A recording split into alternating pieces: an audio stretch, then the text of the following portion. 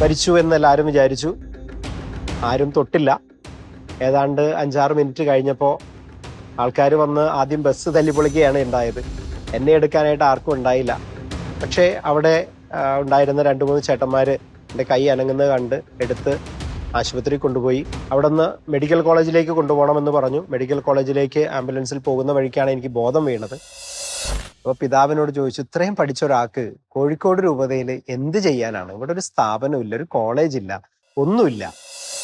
വൈദികനാകാം എന്നുള്ള തീരുമാനമെടുത്ത ഒരു സമയം, അതൊത്തിരി പല ഓപ്ഷൻസ് എൻ്റെ മുമ്പിലുണ്ടായിരുന്ന ഒരു സമയമാണ്. പ്രത്യേകിച്ച് MSc കഴിഞ്ഞു. നാച്ചുറലി MSc കഴിഞ്ഞ സമയത്ത് എനിക്ക് JRF നെറ്റ് പരീക്ഷ ഞാൻ എഴുതിയിരുന്നു. അതിൽ ക്വാളിഫൈഡ് ആയി.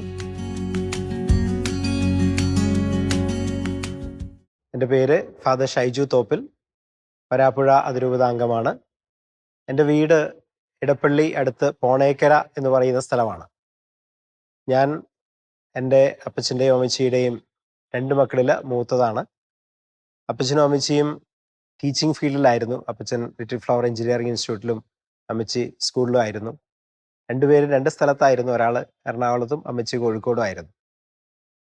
എൻ്റെ ജീവിതയാത്രയിൽ ദൈവം എന്നെ കൈപിടിച്ച് നടത്തിയ വഴികൾ ഒന്ന് ഓർത്തെടുക്കുകയാണ്. പ്രത്യേകിച്ച് ഈ വൈദിക ജീവിതാന്തസ്സിലേക്ക് വരാനായിട്ട് എനിക്ക് സാധിച്ചത് ദൈവത്തിൻ്റെ പദ്ധതി അനുസരിച്ച് അത് MSc പഠനമൊക്കെ കഴിഞ്ഞതിന് ശേഷമാണ്. ഒത്തിരി ജോലിയും മറ്റു കാര്യങ്ങളൊക്കെ വരുന്ന ഒരവസ്ഥയിൽ ഈ ഒരു ജീവിതാന്തസ് തിരഞ്ഞെടുക്കാൻ ദൈവം എനിക്ക് അവസരം നൽകി എന്ന് വേണമെങ്കിൽ ഇപ്പോൾ പറയാൻ പറ്റും. അന്ന് ഇതിൻ്റെ അർത്ഥമൊന്നും എനിക്ക് മനസ്സിലായിരുന്നില്ല, എന്തുകൊണ്ടാണ് ഇങ്ങനെ വന്നതെന്നൊക്കെ. അത് ഒരുപക്ഷെ എൻ്റെ ജീവിതത്തിൽ ഞാൻ വൈദികനാകില്ല എന്ന് തീരുമാനിച്ച അവസരങ്ങൾ പോലും ഉണ്ടായിട്ടുണ്ട്. എന്നിട്ട് ദൈവം എന്നെ വീണ്ടും കൈപിടിച്ച് നടത്തി.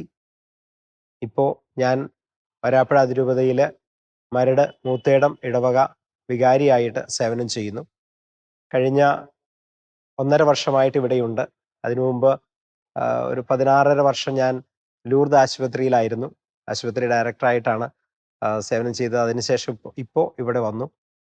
ദൈവത്തിൻ്റെ വഴികൾ നമ്മൾ വിചാരിക്കുന്നത് പോലെയല്ല, നമുക്ക് അഗ്രാഹ്യമായിട്ടുള്ളതാണ്. പക്ഷേ തിരിഞ്ഞു നോക്കുമ്പോൾ അതെല്ലാം വലിയൊരു പദ്ധതിയുടെ ഭാഗമാണെന്നും നമ്മളെ ഒത്തിരി വളർത്തുന്ന ഒന്നാണെന്നും തിരിച്ചറിയാനായിട്ട് സാധിക്കുന്നുണ്ട്. എൻ്റെ വീട് പോണേക്കരയിലാണെന്ന് ഞാൻ പറഞ്ഞു. പോണേക്കര പള്ളിയുടെ തൊട്ടടുത്ത് തന്നെയായിരുന്നു. അതുകൊണ്ട് തന്നെ കൊച്ചുനാൾ മുതലേ പള്ളിയുമായിട്ട് ചേർന്നാണ്. അപ്പോൾ ഓൾട്ടർ ബോയ് ആയിട്ട് അങ്ങനെ തുടങ്ങി. എൻ്റെ വല്യപ്പച്ചൻ കപ്പ്യാരായിരുന്നു. പള്ളിയിൽ ഒത്തിരി കാര്യങ്ങൾക്ക് സ്കൂള് തൊട്ടടുത്തായിരുന്നു, അവിടെ നിന്ന് പോകാം. അങ്ങനെ പോയിക്കൊണ്ടിരുന്ന ഒരവസ്ഥയിൽ നിന്ന് ഞാൻ 8ാം ക്ലാസ്സിൽ ജോയിൻ ചെയ്യുന്നത് പിന്നെ കോഴിക്കോട് സ്ഥലത്താണ്. കോഴിക്കോട് അമ്മച്ചി സ്കൂളിലായിരുന്നു. അമ്മച്ചിയുടെ അടുത്തുള്ള സെൻറ്റ് ജോസഫ് ബോയ്സ് സ്കൂളിൽ ഞാൻ ചേരുകയുണ്ടായി. അങ്ങനെ കുറച്ച് നാൾ അമ്മച്ചിയോടുകൂടി നിൽക്കാനായിട്ട് അവിടെ പോയതാണ്. ഞാനും എൻ്റെ അനിയനും ഞാൻ 8ാം ക്ലാസ്സിലേക്കും അനിയൻ 5ാം ക്ലാസ്സിലേക്കും അവിടെ പോയി ജോയിൻ ചെയ്തു.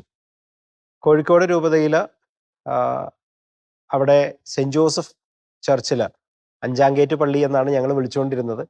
മലബാർ ക്രിസ്ത്യൻ കോളേജിൻ്റെ പടിഞ്ഞാറ് വശത്തുള്ള ആ പള്ളിയിൽ അംഗമായിരുന്നു. അങ്ങനെ അവിടെ പഠിച്ചുകൊണ്ടിരുന്ന കാലത്ത് 10ാം ക്ലാസ് പഠനം പൂർത്തിയാക്കിയതിന് ശേഷം സെമിനാരി ചേരണമെന്ന് നാച്ചുറലായിട്ട് എനിക്ക് തോന്നി. ദൈവം എന്നെ വിളിക്കുന്നത് പോലെയൊക്കെ തോന്നി. അന്ന് കൊച്ചുനാളിലെയാണ്. സെമിനാരി ചേരാനായിട്ട് വരാപ്പുഴ അതിരൂപതയിൽ ദൈവവിളി ക്യാമ്പിന് പോയി. അവർ എന്നെ സെലക്ട് ചെയ്തു. അച്ഛന്മാർ വന്നു പറഞ്ഞു, ഇനി അപ്പച്ചനെ വിളിച്ചിട്ട് വരണമെന്ന് പറഞ്ഞു. അപ്പച്ചൻ്റെ അടുത്ത് ചെന്ന് കാര്യം പറഞ്ഞപ്പോൾ അപ്പച്ചൻ പറഞ്ഞു, പഠനമൊക്കെ കഴിഞ്ഞിട്ട് പോയാൽ മതി, പഠനം കഴിഞ്ഞിട്ട് പോകാം എന്നുള്ള കാര്യം അപ്പച്ചൻ പറഞ്ഞാൽ പിന്നെ അതിന് അപ്പീലില്ല. അപ്പച്ചൻ പറഞ്ഞത് അനുസരിച്ചു. പഠിക്കാനായിട്ട് ആപ്ലിക്കേഷനൊക്കെ കൊടുത്തു, ചേർന്നു. കോഴിക്കോട് ക്രിസ്ത്യൻ കോളേജിൽ എനിക്ക് അഡ്മിഷൻ കിട്ടി. 10ാം ക്ലാസ്സിൽ നല്ല മാർക്ക് ഉണ്ടായത് കൊണ്ടായിരിക്കണം വീടിന് തൊട്ടടുത്ത് തന്നെയുള്ള ആ കോളേജിൽ അന്ന് എനിക്ക് അഡ്മിഷൻ കിട്ടിയത്. പക്ഷേ എൻ്റെ ജീവിതത്തെ ഒത്തിരി മാറ്റിയ ഒരു സംഭവം കോളേജ് തുടങ്ങുന്നതിന് തൊട്ട് മുമ്പുണ്ടായി. ഞാൻ അന്ന് പ്രീ ഡിഗ്രിയാണ്. പ്രീ ഡിഗ്രി ക്ലാസ് തുടങ്ങുന്നതിൻ്റെ തലേ ദിവസം അനിയന് മരുന്ന് വാങ്ങാനായിട്ട് പോകുന്ന വഴിക്ക് എന്നെ ഒരു ബസ് ഇടിച്ചു.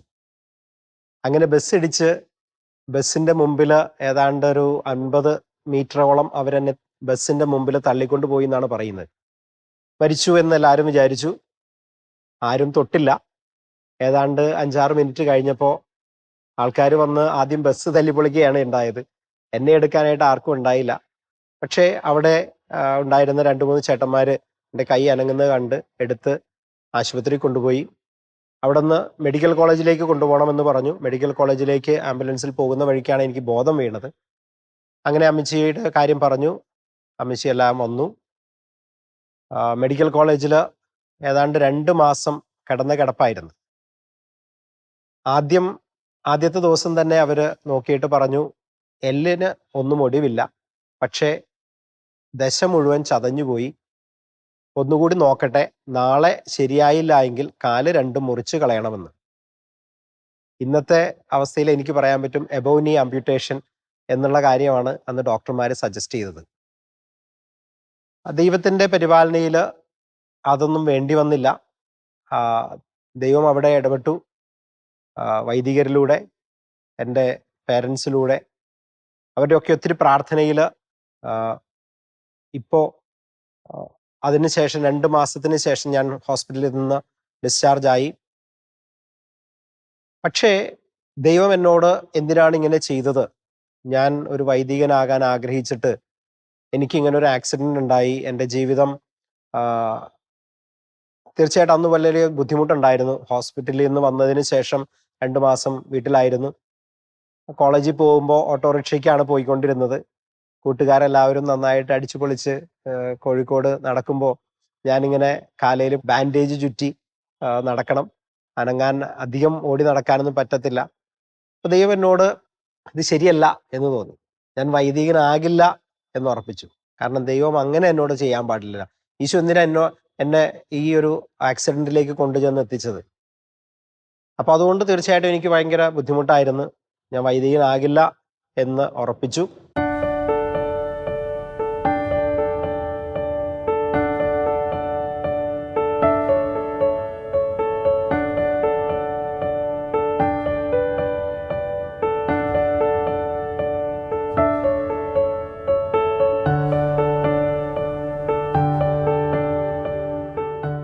പ്രീ ഡിഗ്രി പഠിച്ചുകൊണ്ടിരിക്കുമ്പോൾ അച്ഛനാവില്ല എന്ന് തീരുമാനിച്ചു.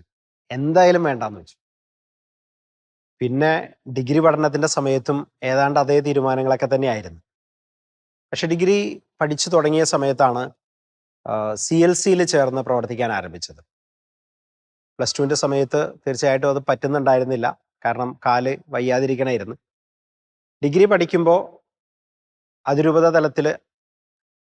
തലത്തിൽ കോഴിക്കോട് രൂപതയുടെ റീജിയണൽ സെക്രട്ടറി ഒക്കെ ആയിട്ട് പ്രവർത്തിച്ചു. അങ്ങനെ കോഴിക്കോട് രൂപതയിലെ പല സ്ഥലങ്ങളിലും പല ഇടവകളിലൊക്കെ പോകാനായിട്ട് സാധിച്ചു.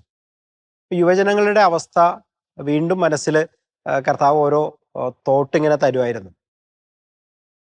ചില സംഭവങ്ങൾ ശരിക്കിരുത്തി ചിന്തിപ്പിച്ചു, ഒത്തിരി കരയിപ്പിച്ചു. ചില വൈദികരുടെ ഇടപെടലുകളും പെരുമാറ്റങ്ങളുമൊക്കെ വേദന ഉണ്ടാക്കുന്നതായിരുന്നു.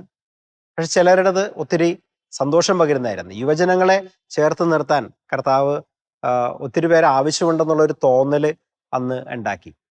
അങ്ങനെ ഡിഗ്രി തീർന്ന സമയത്ത് ഒന്നുകൂടി ശ്രമിക്കാം എന്നുള്ളൊരു കാര്യം വന്നു. വികാരി അച്ഛൻ്റെ അടുത്ത് പറഞ്ഞു, അച്ഛാ എനിക്ക് വൈദികനാകണമെന്നുള്ള ഒരു ആഗ്രഹമുണ്ട്. അച്ഛൻ അതൊരു വലിയ അത്ഭുതമായിരുന്നു. പക്ഷേ അച്ഛൻ പറഞ്ഞു, ഒരു കാര്യം ചെയ്യ്, അപ്പച്ചനോടും അമ്മച്ചനോടും പറ എന്ന് പറഞ്ഞു. അപ്പച്ചൻ്റെ അടുത്ത് എന്ന് പറഞ്ഞു, പഠനം കഴിഞ്ഞു, ഇനി വൈദികനായാൽ കൊള്ളാം എന്ന് പറഞ്ഞു. അപ്പച്ചൻ അത് ഏതാണ്ട് സമ്മതിച്ചു. അപ്പോൾ കോഴിക്കോട് രൂപതയിൽ തന്നെ ചേരണം എന്ന് പറഞ്ഞപ്പോൾ അത്ര സന്തോഷമായിരുന്നില്ല. എൻ്റെ അങ്കിള് ഒരു അച്ഛനുണ്ടായിരുന്നു, അച്ഛൻ ഉണ്ട്. അച്ഛൻ കോഴിക്കോട് രൂപതയിലെ മിഷൻ ഏരിയയിലൊക്കെ ഒത്തിരി സേവനം ചെയ്തിട്ടുള്ള ഒരു വൈദികനാണ്, ഫാദർ ജോസ് പുളിക്കത്ര. അപ്പോൾ അച്ഛൻ്റെ അടുത്തും ഇത് പറഞ്ഞപ്പോൾ അച്ഛനും ഒത്തിരി സന്തോഷമായി. പക്ഷെ അവർക്കെല്ലാവർക്കും ഒരു വിശ്വസിക്കാൻ ബുദ്ധിമുട്ടായിരുന്നു, ഞാൻ ഇത്രയും പഠിച്ചതിന് ശേഷം പിന്നെയും പറയുന്നു എന്നുള്ളത്. കാരണം അത് കഴിഞ്ഞാൽ എനിക്ക് തീർച്ചയായിട്ടും ഒത്തിരി ഓപ്ഷൻസ് ഉണ്ടായിരുന്നു. എനിവേ അവിടെ പിതാവിൻ്റെ അടുത്ത് പറഞ്ഞു. നാച്ചുറലി പഠനം കഴിഞ്ഞ് ചെല്ലുമ്പോൾ സാധാരണഗതിയിലുള്ള സെമിനാരി സെലക്ഷൻ എല്ലാം കഴിഞ്ഞിട്ടുണ്ടായിരുന്നു. അതുകൊണ്ട് പിതാവ് ഏതാണ്ട് നോ എന്നുള്ള രീതിയിലാണ് പറഞ്ഞത്.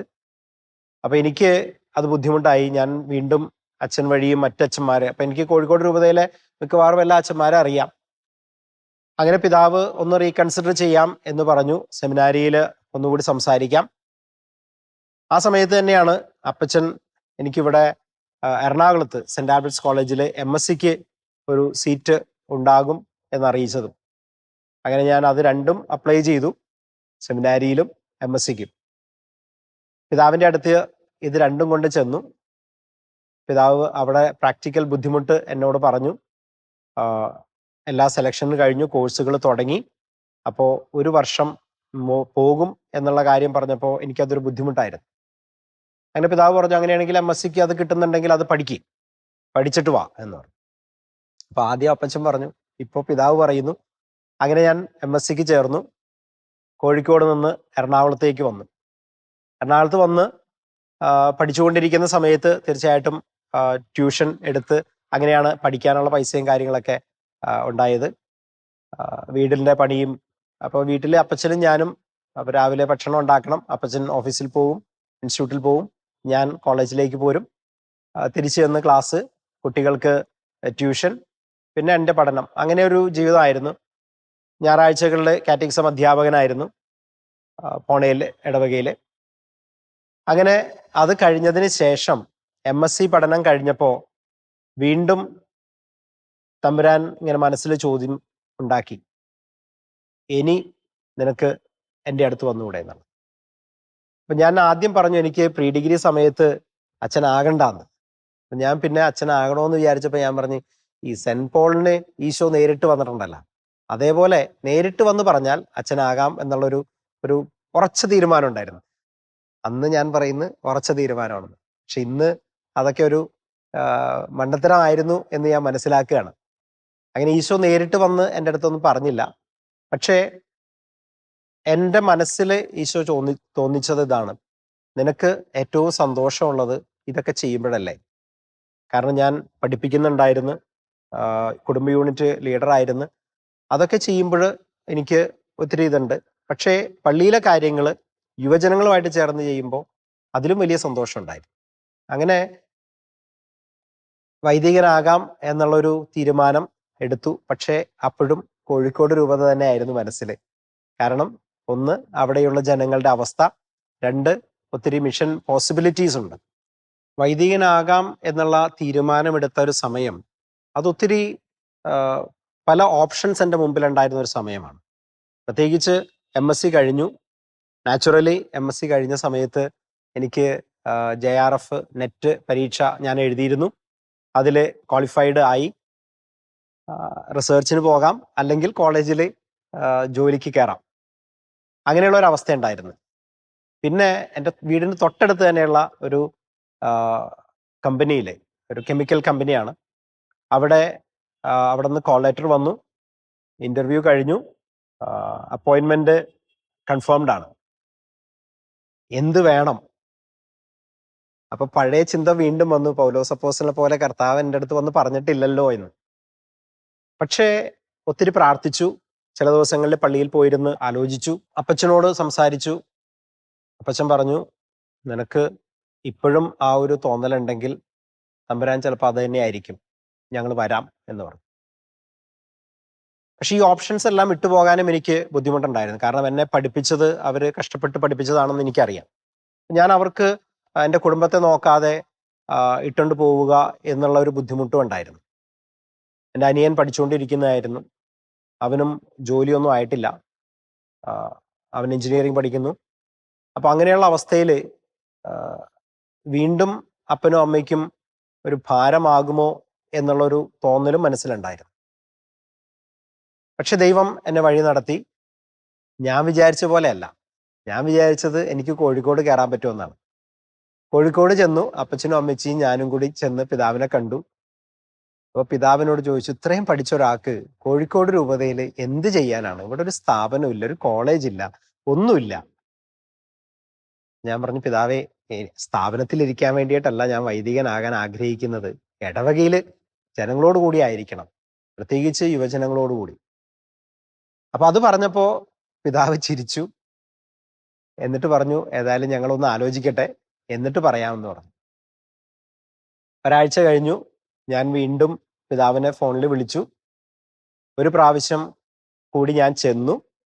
പിതാവ് എന്നോട് പറഞ്ഞു, സോറി ഷൈജു, ഇപ്പോ എടുക്കാനായിട്ട് പറ്റില്ല.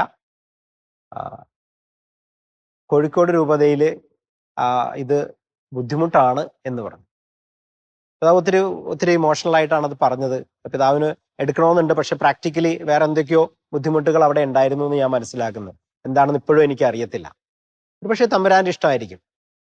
അങ്ങനെയാണ് ഞാൻ പിന്നെ എൻ്റെ മാതൃഇടവക പോണയിൽ വന്ന് വികാരിയച്ഛൻ്റെ അടുത്ത് പറഞ്ഞത്. വികാരിയച്ഛൻ അപ്പൊ തന്നെ ഇതെന്തുകൊണ്ട് നേരത്തെ പറഞ്ഞില്ല എന്ന് പറഞ്ഞു. ഞാൻ അച്ഛൻ്റെ അടുത്ത് പറഞ്ഞപ്പോൾ അച്ഛൻ എന്നോട് ചോദിച്ചത് അതാണ്, എന്തുകൊണ്ട് ഇത് നേരത്തെ പറഞ്ഞില്ല? എൻ്റെ ആഗ്രഹം കോഴിക്കോട് രൂപതയായിരുന്നു. അത് സാരമില്ല, ഞാൻ ഇപ്പൊ തന്നെ ശരിയാക്കാം എന്ന് പറഞ്ഞ് അച്ഛൻ ഫോൺ ചെയ്യുകയുണ്ടായി. ഇന്റർവ്യൂവിന് എന്നെ വിളിച്ചു. ഞാൻ അന്ന് മൈനസ് സെമിനാരിയിൽ ജെറോമച്ചനായിരുന്നു റെക്ടർ. അഭിമന്യ കൊർണേലിയസ് പിതാവ് റിട്ടയർമെന്റ് കഴിഞ്ഞ് ഡാനിയൽ പിതാവിന്റെ അപ്പോയിന്റ്മെന്റ് നടന്നതിന് ശേഷമുള്ള ഒരു സമയമാണ്. മോൺസിഞ്ഞോർ എട്ടുരുത്തിലായിരുന്നു അന്ന് രൂപത അഡ്മിനിസ്ട്രേറ്റർ ആയിട്ടുണ്ടായിരുന്നത്. മോൺസിഞ്ഞോറിനെ ചെന്ന് കണ്ടു. ഞാൻ ഒറ്റയ്ക്കാണ് പോയത്. കാര്യം പറഞ്ഞു കഴിഞ്ഞപ്പോൾ ഒരു ആപ്ലിക്കേഷൻ കൊടുക്കാൻ പറഞ്ഞു. കൊടുത്തു. എന്നെ അവിടെ വെച്ച് സെലക്ട് ചെയ്തു. പിതാവിനെ കാണണമെന്ന് പറഞ്ഞു. പിതാവ് അന്ന് അവിടെ സ്ഥലത്തുണ്ടായിരുന്നില്ല. അത് പിറ്റേ ദിവസം അപ്പച്ചനും അമ്മച്ചിയും ഞാനും കൂടി പിതാവിനെ കാണാനായിട്ട് ചെന്നു. പിതാവിനെ കണ്ടു. അന്ന് ഇപ്പോഴത്തെ ജോസഫ് കളത്തിപ്പറമ്പിൽ പിതാവ് അവിടെ ഉണ്ടായിരുന്നു. അദ്ദേഹത്തെയും കണ്ടു. ഡാനിയൽ പിതാവിന്റെ അടുത്ത് അപ്പച്ചൻ ചെന്നിട്ട് പറഞ്ഞത്, എൻ്റെ ഓണസമ്മാനമാണ്, ഓണത്തിന്റെ അന്നാണ് ചെന്നത്, ഓണസമ്മാനമാണ് എനിക്ക് പള്ളിക്ക് കൊടുക്കാനായിട്ടുള്ളത് ഇതാണ് എന്ന് പറഞ്ഞുകൊണ്ട്. അങ്ങനെ ദൈവത്തിന്റെ ആ പദ്ധതിയിൽ വിട്ടുകൊടുത്തു കഴിഞ്ഞപ്പോൾ ഞാൻ വരാപ്പുഴ അതിരൂപതയിൽ സെമിനേരിയനായി.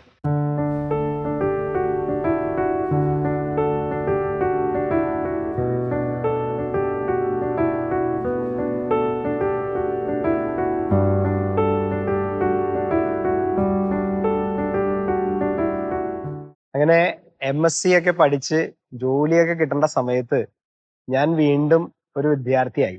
അത് ഏറ്റവും ജൂനിയറായി. അങ്ങനെ ഒരു 6 മാസം മൈനർ സെമിനാരിയിൽ, വരാപ്പുഴ മൈനർ സെമിനാരി കളമശ്ശേരിയിൽ ഉണ്ടായിരുന്നു. അങ്ങനെ 6 മാസം അത് കഴിഞ്ഞതിന് ശേഷം എനിക്ക് ഫിലോസഫി പഠിക്കാനായിട്ട് ആലുവ സെമിനാരിയിലേക്കാണ് പോയത്. ആലുവ സെമിനാരിയിൽ പഠിക്കുമ്പോൾ അന്ന് എൻ്റെ ആനിമേറ്റർ ആയിരുന്ന സിൽവസ്റ്റർ പൊന്നുമുത്തൻ അച്ഛൻ, ഇന്ന് സിൽവസ്റ്റർ പൊന്നുമുത്തൻ പിതാവ്, എന്നോട് പറഞ്ഞു, ഏതായാലും ഇതൊക്കെ പഠിച്ചതല്ലേ, എന്നാൽ ഫിലോസഫിയും കൂടി പഠിക്കുക. അങ്ങനെ MA ഫിലോസഫിയും ആ സമയത്ത് ഒറ്റ സിറ്റിങ്ങിൽ എഴുതിയെടുക്കാനായിട്ട് പറ്റി. പക്ഷെ അതിനേക്കാൾ ഉപരിയായിട്ട് എനിക്ക് തോന്നിയത്, ദൈവം ഓരോ കാര്യം നമുക്ക് ഓരോ സമയത്ത് തരും. നമ്മുടെ ഇഷ്ടം പോലെ അല്ല അത് തരുന്നത്. ഇത് ഏറ്റവും വ്യക്തമായത്, ഞാൻ വിചാരിച്ച എനിക്ക് റീജൻസി എന്ന് പറയുന്ന ഒരു കാര്യം ഉണ്ടാവില്ല എന്നാണ്. കാരണം ഞാൻ ലേറ്റ് ആയിട്ടാണല്ലോ വന്നത്. അപ്പൊ അത് പിതാവിന്റെ അടുത്ത് പറഞ്ഞു. ഡാനിയൽ പിതാവ് പറഞ്ഞു, കുട്ട എന്നാണ് എല്ലാരെയും വിളിക്കുന്നത്, കുട്ട നമ്മളൊരു പോളിസിയാണ് എല്ലാവരും റീജൻസിക്ക് പോകണമെന്ന്. അപ്പോ അങ്ങനെയാണെങ്കിൽ കുട്ടനും പോകണം. ഞാൻ പറഞ്ഞു, പിതാവ് അങ്ങനെയാണെങ്കിൽ എനിക്ക് നോർത്ത് ഇന്ത്യയിൽ എവിടെയെങ്കിലും വിടണമെന്ന് പറഞ്ഞു. ഞാൻ നോർത്ത് ഇന്ത്യയിൽ പോയി.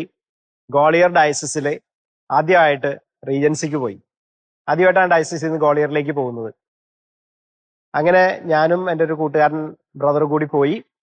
എനിക്ക് തന്നത് ശിവപൂർ എന്ന് പറയുന്ന ഒരു സ്ഥലമാണ്. അന്ന് ഒരു കുഗ്രാമം, ഒന്നുമില്ലാത്തൊരു സ്ഥലം. അവിടെ ചെന്ന് 6 മാസം മുറിയില് ഞങ്ങളൊരു വീടിന്റെ 2 മുറി വാടകയ്ക്ക് എടുത്തിട്ടാണ് ഞാനൊരു അച്ഛനും കൂടി താമസിച്ചത്. പള്ളിയില്ല, ഒന്നുമില്ല. തൊട്ടടുത്തുള്ള ആൾക്കാര് അവര് എന്താണെന്ന് ചോദിക്കും. ഞങ്ങള് ഇങ്ങനെ വൈദികരാണെന്ന് പറയും. ആരാണെന്ന് ചോദിക്കും. ഈശോയുടെ ശുശ്രൂഷകരാണെന്ന് പറയും. ആരാണ് ഈശോ എന്ന് ചോദിക്കും. അവർക്കറിയത്തില്ല. പിന്നെ ചോദിച്ചത്, ഇതെങ്ങനെ നിങ്ങൾ ഒറ്റയ്ക്ക് താമസിച്ച് എങ്ങനെ ശരിയാവുന്നത് എന്നുള്ളത് ചോദിക്കും. വിവാഹം കഴിക്കാതെ എങ്ങനെ ജീവിക്കും എന്നുള്ളതൊക്കെ ചോദിക്കും. അപ്പൊ അവർക്ക് വൈദികരെ കുറിച്ചോ കത്തോലിക്ക സഭയെ കുറിച്ചോ ഈശോയെ കുറിച്ചോ ഒന്നും അറിയാത്ത ഒരു സമൂഹത്തിന്റെ ഇടയിലായിരുന്നു. അതൊരു വലിയൊരു ഓപ്പർച്യൂണിറ്റി ആയിരുന്നു എനിക്ക്. എനിവേ, റീജൻസി കഴിഞ്ഞു. തിരിച്ച് ആലുവയിലേക്ക് പോരാമെന്നുള്ള ഇതിലായിരുന്നു. അപ്പോഴും ദൈവം ഇടപെട്ടു. എന്നിട്ട് എനിക്ക് തിയോളജി പഠിക്കാനായിട്ട് ബോംബെ സെമിനാരിയിലേക്കാണ് വിട്ടത്. ബോംബെയിൽ ഒരു സെമിനാരി ഉണ്ടെന്ന് തന്നെ എനിക്ക് അറിയില്ലായിരുന്നു. അങ്ങനെ ബോംബെയിൽ സെമിനാരിയിൽ ചെന്നു. ബോംബെ സെമിനാരി പഠനം ആദ്യം സാധാരണ സെമിനാരി പോലെ തന്നെ ഒരു ഡയസിഷൻ സെമിനാരി. പക്ഷേ അതിനുശേഷം വന്ന ഒരു ഓപ്ഷൻ, സ്ലമ്മിൽ പോയി താമസിക്കുന്ന ഒരു ഓപ്ഷൻ അവിടെ ഉണ്ടായിരുന്നു അന്ന്. കാർഡിനൽ ഐവൻ ഡയസ് ആയിരുന്നു അന്നത്തെ ബോംബെ അധ്യക്ഷൻ. എൻ്റെ റെക്ടർ ഫാദർ ക്ലിയോഫസ് അച്ഛൻ ഇങ്ങനെ വിളിച്ചിട്ട് ഇങ്ങനെ ഒരു ഓപ്ഷൻ ഉണ്ടെന്ന് പറഞ്ഞു. അപ്പം ഞങ്ങൾ 3 പേര് അത് ഓപ്റ്റ് ചെയ്തു. എൻ്റെ കൂടെ ഒരു തമിഴ്നാട്ടിൽ കോട്ട ഡയസിസിലുള്ള ഇപ്പോൾ ഫാദർ അരുൾ, സിംല ചാണ്ടിക ഡയസിസിലുള്ള ഫാദർ അനിൽ, പിന്നെ ഞാനും. അങ്ങനെ ഞങ്ങൾ 3 പേരും കൂടി ഒരു സ്ലമ്മിൽ പോയി താമസിച്ചു. ബുദ്ധിമുട്ടുള്ള ഒരു ജീവിതമായിരുന്നു. പാവപ്പെട്ടവന്റെ ഏറ്റവും കഷ്ടപ്പെടുന്ന മനുഷ്യന്റെ അവസ്ഥ അറിയാനായിട്ട് എനിക്ക് എൻ്റെ കണ്ണുകൾ ശരിക്കും പറഞ്ഞാൽ തുറന്നത് അപ്പോഴാണ്. മനുഷ്യന് ഇങ്ങനെയൊക്കെ താമസിക്കാൻ പറ്റുമെന്ന് തന്നെ അറിഞ്ഞത് അപ്പോഴാണ്. അത്ര സുഖകരമായിരുന്നില്ല ജീവിതം. പക്ഷേ സ്ലമ്മിലെ ജീവിതം അതിൻ്റെതായിട്ടുള്ള അവസ്ഥകൾ മനസ്സിലാക്കാൻ, മനുഷ്യന്റെ അവസ്ഥ മനസ്സിലാക്കാൻ എനിക്ക് സാധിച്ചു എന്ന് വേണമെങ്കിൽ പറയാം. തൊട്ടടുത്തുള്ള ആൾക്കാർ ഷോർട്ട് ഡെഡ് ആയിട്ട് കിടക്കുന്നത് വരെ ഞാൻ കണ്ടിട്ടുണ്ട്. അന്ന് അതൊക്കെ ഒരു ട്രോമറ്റൈസിങ് എക്സ്പീരിയൻസ് ആയിരുന്നു. പക്ഷേ അതിലൂടെയൊക്കെ മനുഷ്യനെ എത്രത്തോളം അധപ്പതിപ്പിക്കാനായിട്ട് സിസ്റ്റത്തിന് സാധിക്കുമെന്ന് മനസ്സിലായി. അവരതിൻ്റെ ഉള്ളിൽ നിന്ന് കരയറ്റാനായിട്ട് നമുക്ക് കുറെ കാര്യങ്ങൾ ചെയ്യാൻ പറ്റുമെന്ന് മനസ്സിലാക്കി. എനിവേ, അങ്ങനെ ബോംബെ സെമിനാരിയിലെ പഠനമൊക്കെ കഴിഞ്ഞ് ഞാൻ തിരികെ അതിരൂപതയിലെത്തി. ഡിസംബർ 31 2003 വർഷം അഭിയുന്ന ഡാനിയൽ പിതാവിൽ നിന്ന് ഞാൻ എൻ്റെ സഹോദര ബ്രദേഴ്സിനോടൊപ്പം, ഡീക്കൻസിനോടൊപ്പം ഞാൻ വൈദികനായിട്ട് അഭിഷിക്തനായി. ഡിസംബർ 31 2023 അന്ന് ഓർഡിനേഷന് മുമ്പ് ധ്യാനത്തിന്റെ അവസരത്തില്, ഡീക്കൻസിന്റെ ധ്യാനത്തില് എന്നെ സംബന്ധിച്ചിടത്തോളം എൻ്റെ ഞാൻ നേരത്തെ പറഞ്ഞ റെക്ടച്ചനെ കൂടിയുള്ള ഒരു റിട്രീറ്റ് ഉണ്ടായിരുന്നു.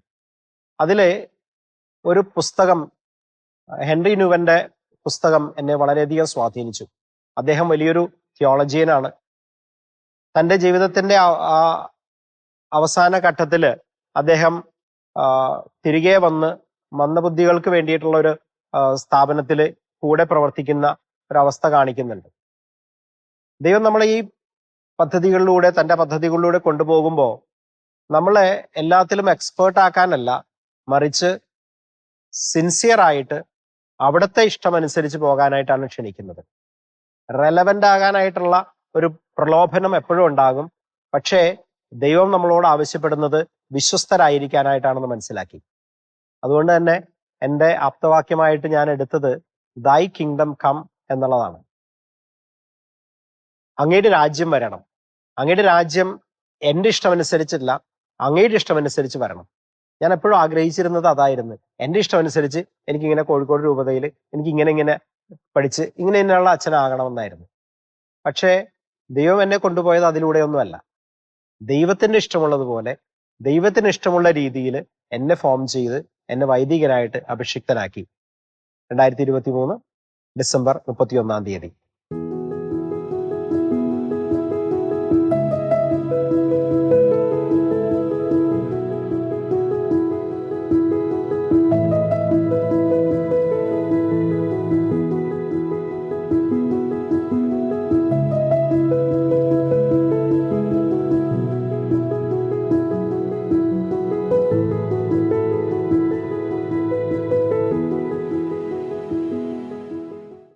ഈശോയുടെ തിരുഹൃദയത്തിന്റെ മുമ്പിൽ നിന്ന് എൻ്റെ ദൈവവിളിയെക്കുറിച്ച് പറയുമ്പോൾ, വൈദികനായിട്ട് ഞാൻ അഭിഷിക്തനായി. ഡാനിയൽ പിതാവ് എന്നെ ആദ്യം വിട്ടത് വല്ലാർപാടത്തമ്മയുടെ സന്നിധിയിലേക്കാണ്. ഈശോയുടെ തിരുഹൃദയത്തിന് അനുരൂപനാകാൻ ആ അമ്മയുടെ സന്നിധി തന്നെയാണ് ഏറ്റവും നല്ലതെന്ന് പിതാവ് വിചാരിച്ചിട്ടുണ്ടാവും. വല്ലാർപാടത്ത് 2004 ഞാൻ സേവനം ചെയ്തത്. ഒത്തിരി സംഭവബഹുലമായിട്ടുള്ള ഒരു കാലഘട്ടമായിരുന്നു. ദ്വീപായിരുന്നതിനെ ബ്രിഡ്ജസ് കൊണ്ട് ബന്ധിപ്പിച്ചു. വല്ലാർപാടം പള്ളി ഒരു നാഷണൽ ഷ്രൈനായി, ബസിലിക്കയായി. ഒപ്പം സുനാമിയും മറ്റു കാര്യങ്ങളൊക്കെ ഉണ്ടായിരുന്നു.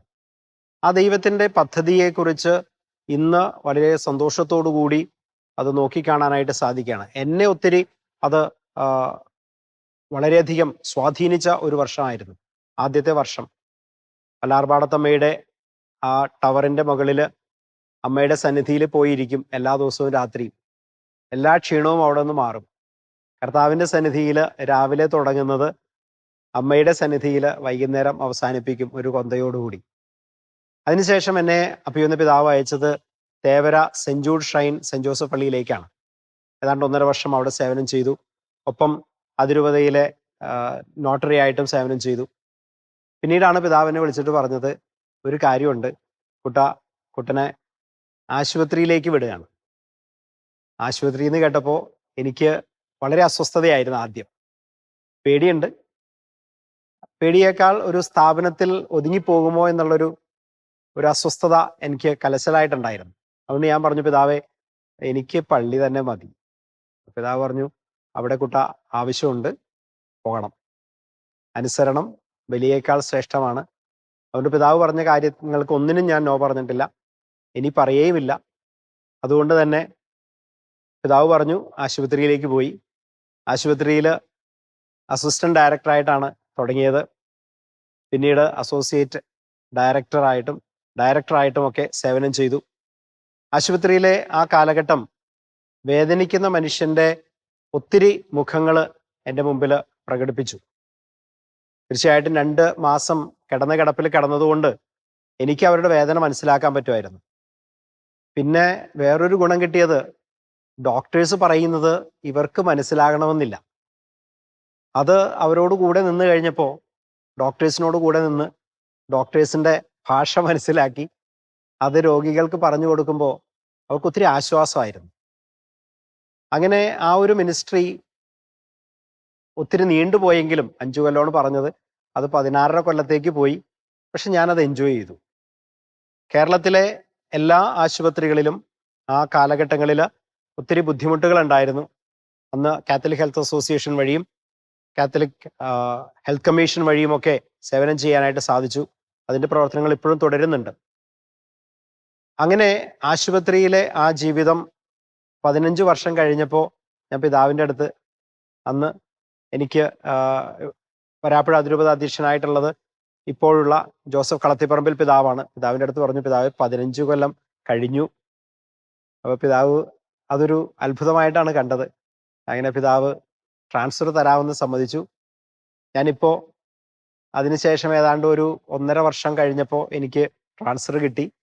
അങ്ങനെ ഞാൻ മരട് മൂത്തേടം വിശുദ്ധ മേരി മഗ്ദലിൻ്റെ ദേവാലയത്തിൽ വികാരിയായി. ആദ്യമായിട്ട് ഓർഡിനേഷൻ കഴിഞ്ഞ് 20 വർഷങ്ങൾ കഴിഞ്ഞപ്പോഴാണ് വികാരിയായത്.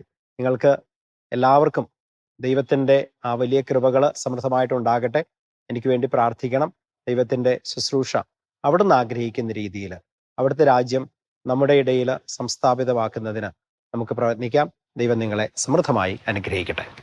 ഒരു നാളും എന്നെ കൈവിടില്ല, ഒരു നാളും എന്നെ മറക്കില്ല, ഒരു നാളും എന്നെ കൈവിടില്ല, ഒരു നാളും എന്നെ മറക്കില്ല.